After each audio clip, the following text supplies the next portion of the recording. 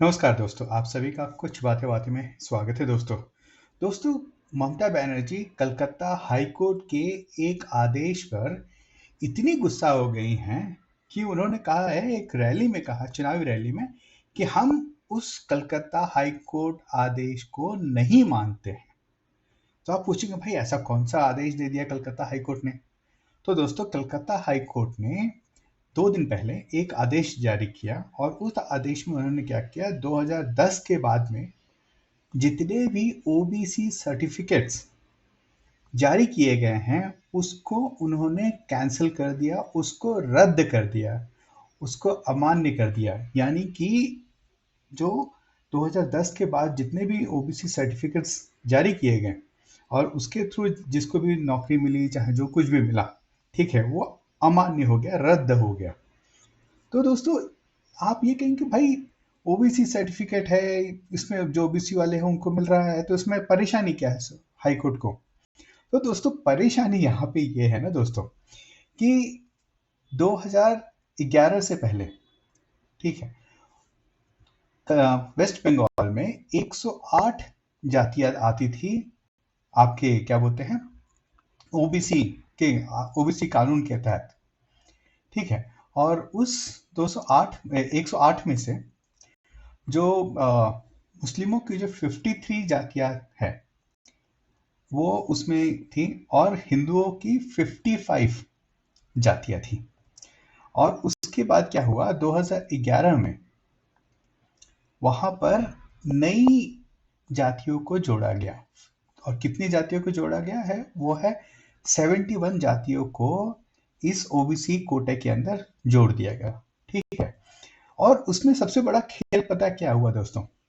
जो हिंदू की ओबीसी जातियां हैं वो सिर्फ 6 जोड़ी गई हैं, और मुस्लिमों की ओबीसी जातियां जो हैं वो है 65 जातियों को उसमें जोड़ दिया गया है। यानी कि अब ओबीसी के, स्टेट ओबीसी के अंदर 179 ओबीसी जातियां हैं, और उसमें 118 जो है ना दोस्तों, वो मुस्लिमों की जातियां हैं, और 61 जो हैं आपकी हिंदू की जातियां हैं। तो भाई बोलेंगे, हाय, सबसे पहले तो आपका सवाल हो गया, भाई इस्लाम में, क्रिश्चियनिटी में और दूसरे बहुत सारे धर्मों में कोई जाति का कॉन्सेप्ट ही नहीं है। सारा जाति का कॉन्सेप्ट तो सनातन धर्म में ही है, ठीक है। और जब ये ओबीसी कोटा और एससी एसटी, जब इसकी रिजर्वेशन देने की मांग की गई, हमारे जो संविधान बनाने वालों ने जब सोचा होगा, तो उन्होंने तो ये सोचा कि भाई इन लोगों को दिया जाना चाहिए, है ना। क्योंकि हिंदुओं में ही ऐसी जातियां हैं और ऐसे बनाई गई हैं, तो जो कि पिछड़े हैं, तो उनको दिया जाना चाहिए।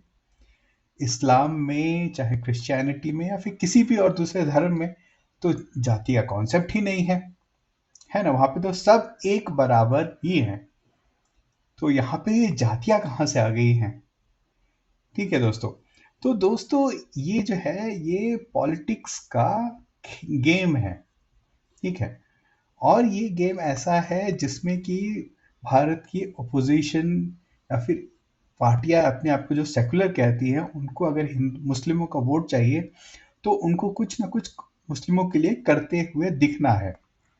और उसमें एक जो चीज़ है, पिछले आप 10-15 साल से आप देख रहे होंगे, वो है कि किसी भी तरह से मुस्लिमों को आरक्षण के अंदर लेके आया जाए। और लेकिन परेशानी वहां पे ये है कि धर्म के आधार पर आप रिजर्वेशंस आप नहीं दे सकते हैं। तो भाई अब उनको आरक्षण कैसे दिया जाए? क्योंकि पहले भी कुछ कुछ सरकारों ने किया था उनको आरक्षण देने के लिए, तो उसको सुप्रीम कोर्ट ने उसको रद्द कर दिया। सुप्रीम कोर्ट ने रद्द कर दिया, तो अभी इसको कैसे किया जाए? तो अब इन लोगों ने एक नया तरीका निकाला। उसमें क्या किया कि भाई जो है ओबीसी में बना के और मुस्लिमों को वहां पे क्या बोलते हैं कि आरक्षण दे दिया ओबीसी कोटे में। जैसे कि अभी रिसेंटली कर्नाटक में भी आपने देखा और सुना होगा कि ओबीसी कोटे के अंदर मुस्लिम, पूरे पूरे मुस्लिम समुदाय को ही दे दिया गया है। तो ये जो है कोर्ट ने देखा, सुना और इसको खारिज कर दिया। और इस बात पर ममता बनर्जी एकदम एकदम क्या बोलते हैं, उनका पारा जो है ना, मतलब बहुत ऊपर चढ़ गया और चुनावी रैली में एकदम चिल्ला चिल्ला के कह रही कि हम इसको नहीं मानेंगे और मुस्लिमों को हम रिजर्वेशन देंगे। जब भाई ये लोग जो कहते हैं कि हम बाबा भीमराव अम्बेडकर और पता नहीं हमारे संविधान और इन सब की जब बातें करते हैं, तो तब ये लोग पता नहीं इस इन मामलों पर कैसे उन लोगों को भूल जाते हैं। या फिर जब ये कहते हैं कि ओबीसी की बीजेपी चाहती है कि आरक्षण हटा देगी, चाहे ये सारे बीजेपी संविधान को खत्म कर देगी, और जब इन सब चीजों की बातें करते हैं तो ये बताना भूल जाते हैं कि किस तरह से वोट लेने के लिए या फिर वोट बैंक पॉलिटिक्स करने के लिए या फिर अपीजमेंट के लिए वो संविधान को किस तरह से तोड़ मरोड़ रहे हैं।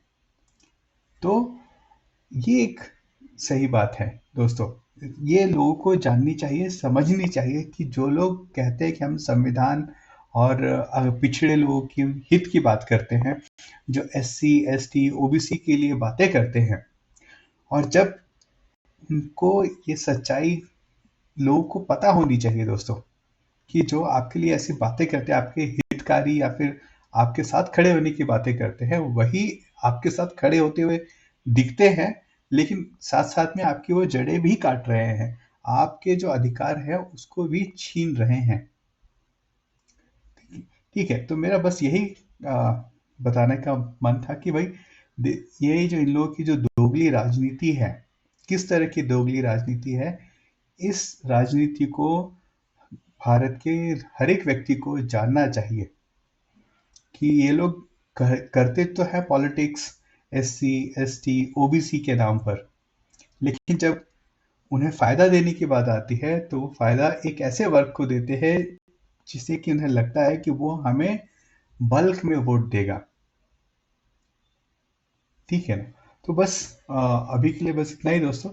आप भी देखिए, सुनिए और इस वीडियो को लोगों तक पहुंचाइए, ताकि इन सेकुलर पॉलिटिशियन की जो क्या बोलते हैं उनका चाल चरित्र लोग को पता चल सके। तो दोस्तों अभी के लिए बस इतना ही, फिर मिलते हैं। धन्यवाद दोस्तों।